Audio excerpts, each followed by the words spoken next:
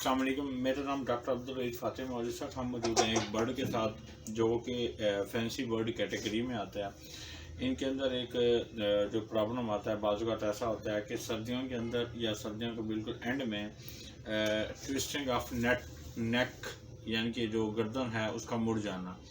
बाकी तमाम पूरी बॉडी के अंदर न्यूरोलॉजिकल जितने भी वाइटल चीज़ें हैं वो सारी चीज़ें ओके होती हैं। इसकी लेग्स भी बिल्कुल सही होती हैं, खाना पीना भी ठीक होता है इन बर्ड्स का, फैंसी बर्ड्स के अंदर।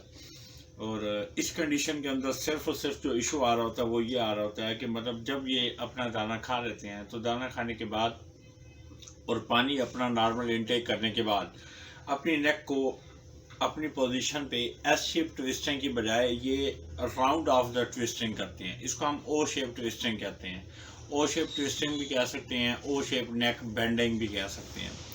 ये क्या इशू होता है?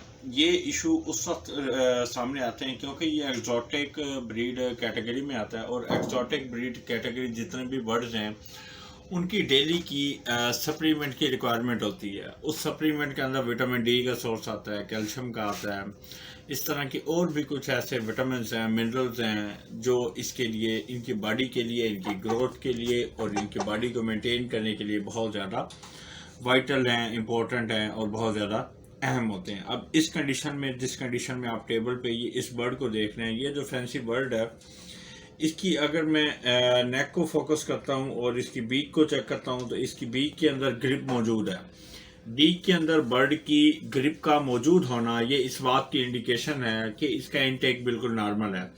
नॉर्मली इस तरह के जो केसेस होते हैं उनके अंदर ये होता है कि जो चूंच होती है उसके अंदर ग्रिप नहीं होती और ग्रिप ना होने की वजह से ये दाना खा नहीं सकते, जबकि इस बर्ड के केस के अंदर चूंच के अंदर ग्रिप मौजूद है जो कि इस बात की इंडिकेशन है कि ये अपना इंटेक नॉर्मल कर रहा है, दाना भी खा रहा है और पानी भी पी रहा है।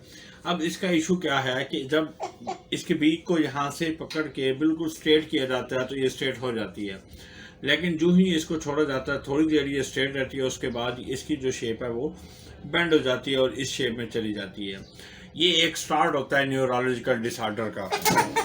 अगर हम बर्ड्स के न्यूरोलॉजिकल डिसऑर्डर की बात करते हैं तो न्यूरोलॉजिकल डिसऑर्डर के अंदर कुछ ऐसी हमने डिफरेंशियल डायग्नोज करना होता है कि ये किसी बैक्टीरियल इन्फेक्शन का न्यूरोलॉजिकल साइन तो नहीं, किसी वायरल इन्फेक्शन या आउटब्रेक का न्यूरोलॉजिकल साइन तो नहीं, या किसी ट्रॉमेटिक इंजरी का न्यूरोलॉजिकल साइन तो नहीं, या फिर कोई डाइटरी इन एपिटेंसी या डाइटरी लैकनेस की वजह से तो ये चीज़ें नहीं हो रही। तो इस केस के अंदर अगर हम इवेल्युएट करते हैं, इसकी हिस्ट्री के साथ कंपैरिजन करते हैं, प्रेजेंट स्टेटस को देखते हैं, क्लिनिकल सिम्टम्स को देखते हैं और डिफरेंशियल डायग्नोसिस की तरफ जाते हैं तो उसके मुताबिक ये है।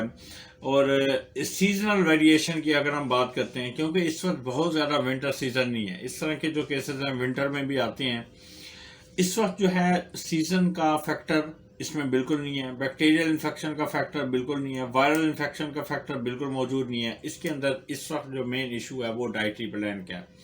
तो फैंसी बर्ड्स की डाइटरी प्लान के लिए आपको चाहिए कि आप नियर बाई वेट से रब्ता करें ताकि वो आपको प्रॉपर गाइड करें कि एक फैंसी बर्ड के लिए आपका डाइट प्लान क्या होना चाहिए, ताकि इस तरह की तमाम कॉम्प्लिकेशन से इन फ्यूचर बचा जा सके और उसका बर वक्त इलाज किया जा सके। शुक्रिया।